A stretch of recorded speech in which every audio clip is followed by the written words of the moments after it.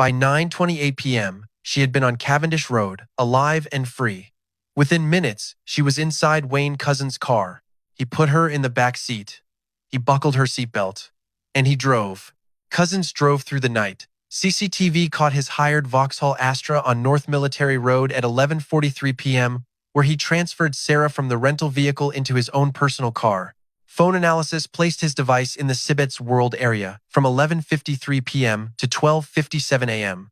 This is where it is believed he raped Sarah before driving back toward Dover. After 1 a.m., he was moving again.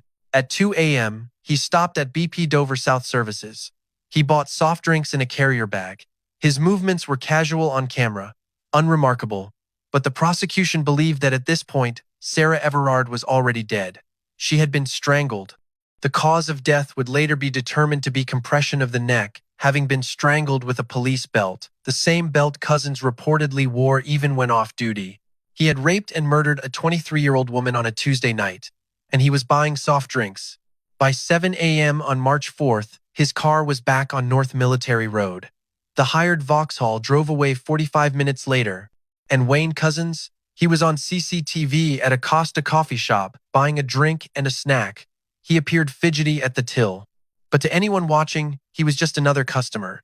At 8:30 a.m., he returned the hire car to the company in Dover. He had driven more than 300 miles in it overnight. But he was not done there. At 11 a.m., Couzens was seen in Dover buying a petrol can and filling it at a BP station. It is believed this was used in an attempt to burn Sarah's body. He also filled his own fuel tank, then stopped at a McDonald's for food. At 12:40 p.m., a fire was spotted in Hodges Wood, an area of woodland that Couzens himself owned. He had purchased this land back in 2019.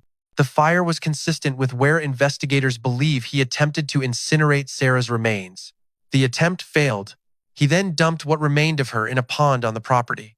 That same day, he took Sarah's phone and threw it into a river in Sandwich. But the evidence was already too damning to disappear. A piece of a SIM card, a blood stain in the rear passenger seat that matched Sarah's DNA, and semen found in the back of the vehicle, a DNA match for Couzens.